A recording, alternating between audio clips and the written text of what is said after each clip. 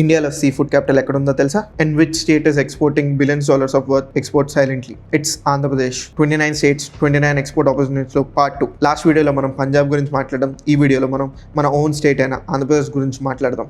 ఆంధ్రప్రదేశ్ అనేది ఇండియాలో number 1 stream exporting state. మనకి నెల్లూరు భీమవరం సైడ్ లో ఫార్మ్స్ నుంచి డైరెక్ట్ గా ఫ్రోజన్ సిమ్స్ అనేవి ఎక్స్పోర్ట్ అవుతుంది. మెయిన్ గా మనకి యుఎస్, జపాన్, యూరోపియన్ కంట్రీస్, ఇంకా చైనాకి చాలా ఎక్కువగా ఎక్స్పోర్ట్ అవుతుంది. యుఎస్ లో అయితే మన ఇండియన్ స్ట్రీమ్ అనేది నెంబర్ 1. మనం కరెక్ట్గా ప్లాన్ చేసుకుంటే వెరీ గుడ్ మార్జిన్స్ అనేవి మనకి ఇందులో ఉంటాయి.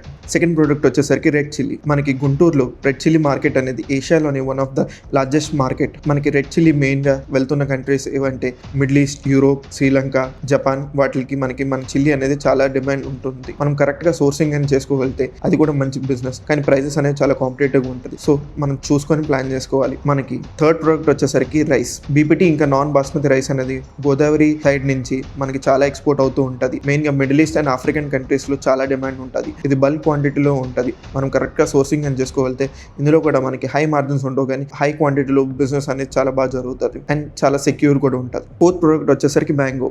ఇది ఒక సీజనల్ ప్రోడక్ట్. ఇది మనకి మోస్ట్లీ సమ్మర్ లోనే డిమాండ్ ఉంటుంది. ఇది మోస్ట్లీ గల్ఫ్ కంట్రీస్ ఇంకా యూఎస్ అండ్ యూకేలో బాగా డిమాండ్ ఉంటుంది. కాకపోతే ఇది చాలా మనం కేర్ఫుల్ గా ఉండాలి, ఎందుకంటే ఇది ఒక సీజనల్ ప్రోడక్ట్ కాబట్టి మనం అన్ని కరెక్ట్ గా ప్లాన్ చేసుకొని చేసుకోగలితే గుడ్ మార్జిన్స్ ఉంటాయి. సో ఆంధ్రప్రదేశ్ అంటే జస్ట్ వన్ స్టేట్ కాదు, it's a full export power house. ఈ 4 ప్రొడక్ట్స్ లో మీరు ఏ ప్రోడక్ట్ అయినా ఎక్స్పోర్ట్ చేయడానికి ప్లాన్ చేస్తే Andhra Pradesh is a gold mine. Next A state గురించి చెప్దాం కింద కామెంట్ చేయండి, లైక్ చేయండి, షేర్ చేయండి. Thank you.